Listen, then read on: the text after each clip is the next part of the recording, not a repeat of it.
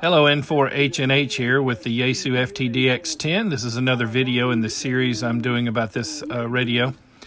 And this is, of course, the loaner radio from KC4WZB, my friend Joel. Thank you, Joel. And so what I want to show you in this video is related to the notch filter. So real-world situations pop up. That's what I like to address. So I tuned in to listen to my friend Billy here on 7150, and he's in a QSO right now. And 7150 is a problematic frequency for me. There's some heterodyne in my neighborhood, and it doesn't matter which radio. There's a heterodyne at 7150, and I want to show you. If you look up here on the display, you'll see that dip right there, that sharp V. That's the notch filter. I'm going to disable it over here. You see the orange LED on this button? I'm going to press that. And now you can hear that heterodyne. Let me turn it up a little bit. They quit making this radio a few years back. And the cool thing about the notch filter is I've got it set to narrow in the menu. Let me show you. I generally run a notch filter narrow because Yaesu radios have a contour that can handle wideband interference. So what I've done is I've gone into the operation setting, IF notch, you go to RX DSP, receive DSP, and IF notch, I've got it set on narrow. I do the same thing with the audio peak filter. I always set those on narrow. And so I want to show you another little twist with the notch filter. I'm going to turn it off. You'll hear the heterodyne returns. Now this time, rather than pressing the button, I'm just going to rotate the knob here. Bottom right knob is notch. The ring on the outside of that knob, that is APF and contour, by the way. So I'm going to rotate it, and you see it automatically turns on notch. And if you look in the display, you can hear the heterodynes returning, and then it's returning here. So it seems to be centered up somewhere around 1440-ish, 1430. But you notice all I had to do was rotate the knob and the notch re-enables. Off, now, and then rotate the knob, and there it is back again. Off. Now I can just tap it and return it to on as well. And with the notch set to narrow, it really doesn't affect the receive audio that much. I mean, listen. I don't think D-Star goes on anything but VHF, so but I'm not, I guess it does affect it. It takes away the heterodyne. In that respect, but at any rate, now I'm running digital noise reduction at 2. And I think you said I'll lower it. The top of your antenna, the maximum height is something like in your sloper was 50 feet, 50 feet over. About 1.5. Oh, 15. It does a good job at 1. I find that 1, 2, or 3 are good settings for that. Now I'm already running IPO, so I'm attacking the noise in the front end. Now I'm rotating the RF gain counterclockwise because these stations are strong, and that will further help reducing the grind in between syllables. Now listen.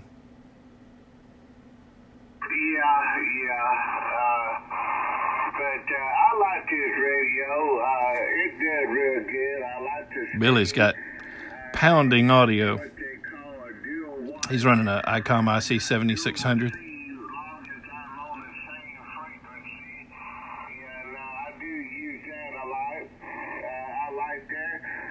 So I'm width-wise, I'm listening at 2.8 or 2800 hertz, 2.8K.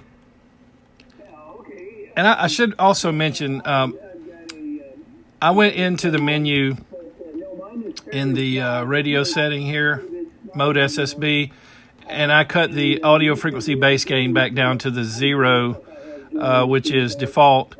The external speaker just added so much low end that it really just was too much. So if you're running just off the internal speaker, yeah, you might like a setting of 7, 8, maybe even 10. But 7 or 8 is probably a good spot to land. You just don't want people to sound muddy. It's that roaring sound, and it's also, can be hard on your speaker too. But this external speaker's got such a big resonance cavity, it just was pounding some low end. So I dropped it back down. And as a matter of fact, I could probably even live with a little bit less than that. In other words, if I was going to run the bandwidth at a full 3,000, then I'd probably want to go in here.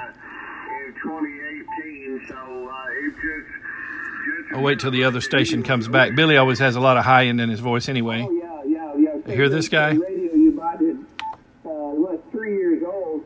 I think mine is coming up on 2 years. See how boomy he sounds? It operates from 160 to 6 meters, 2 meters, and 440.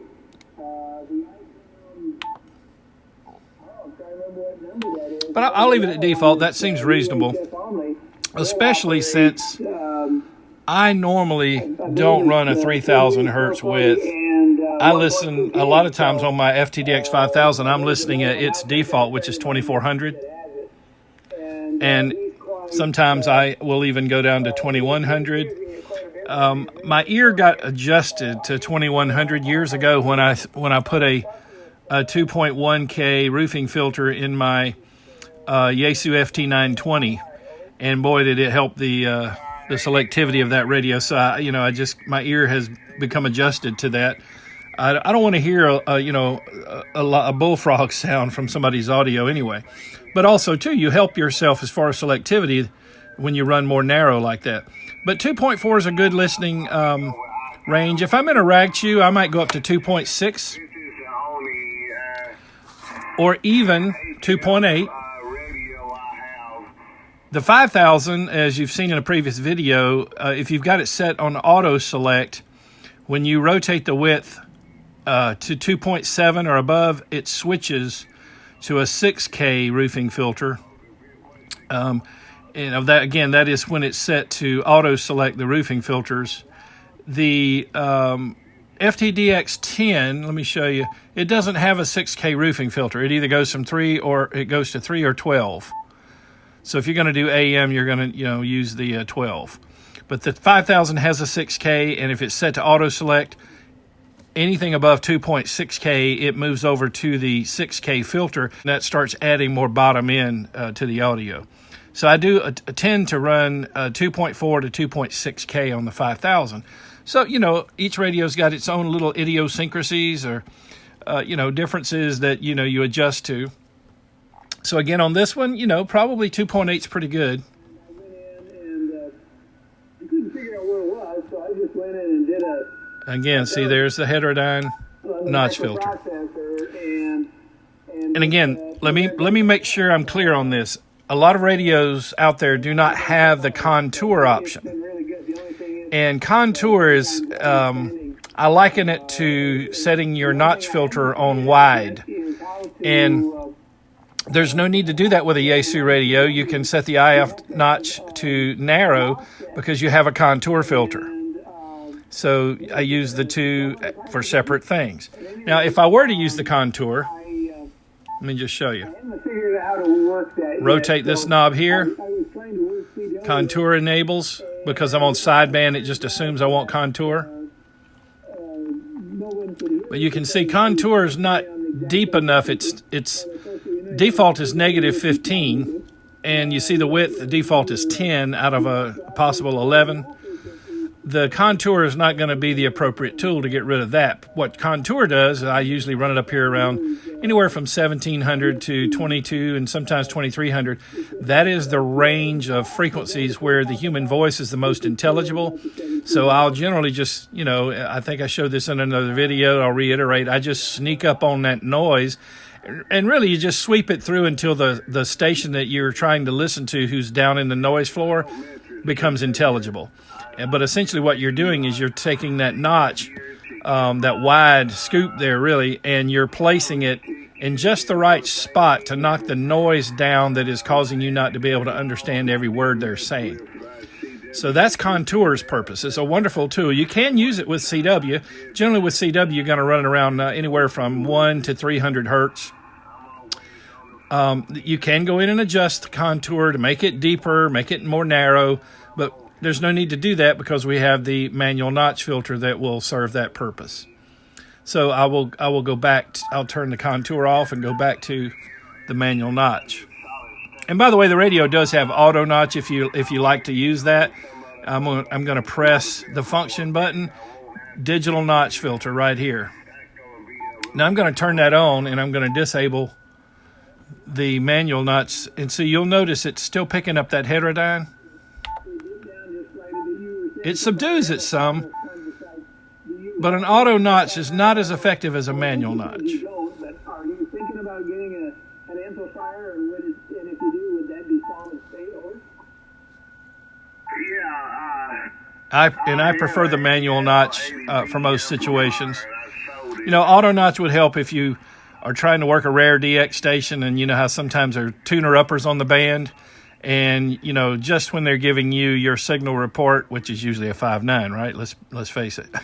But just when they're giving you your signal report, or maybe they're coming back to you and you weren't sure they came back to you because somebody decided to tune right then and it surprised you. In that situation, you might want to run the digital notch filter turned on all the time. But for things like this heterodyne that I've got going on in my neighborhood right now, I think the prices are going to come down. the manual notch does the trick. So I hope you found this video helpful and informative as we looked at notch filter options here on the Yaesu FTdx10. Hope you'll like this video and subscribe to my channel if you haven't already. And of course, if you'll click the bell, you'll be notified when I upload another video. And you don't want to miss a video in this FTdx10 series. This is a great radio. And I want to thank my Patreons. You guys help make this possible. I really do appreciate you guys, Chuck and Marty and Don and Doug, another Doug, and John and Todd. I really do thank you guys for helping out and helping offset the cost of trying to put these videos together. And again, thanks to Joel for the loaner radio. All right, I hope you enjoyed this, and we'll see you next time. 73 from N4H&H.